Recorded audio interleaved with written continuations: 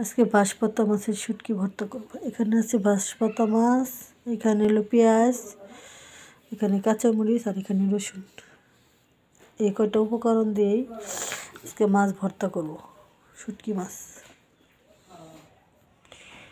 এখন পেঁয়াজ তারপর রসুন ওগুলো বাইদে শুটকি মাছটা বাইদে ভর্তা করব।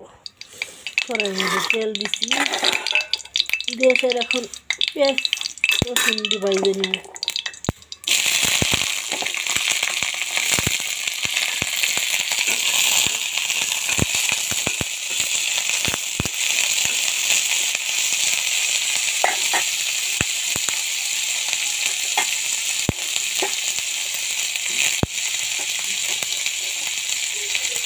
মশলা করে বাইজে পুরো খাই নিই।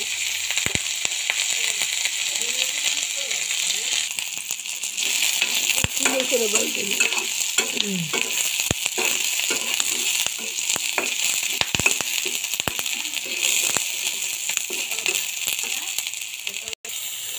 শুটকি ভালো ভেজে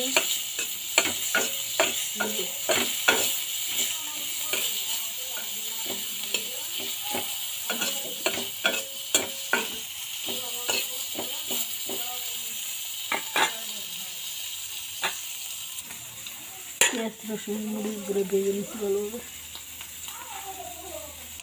এটা ভালোভাবে ভাজার পরে একটু পানি দিয়ে সিদ্ধ করে নেব।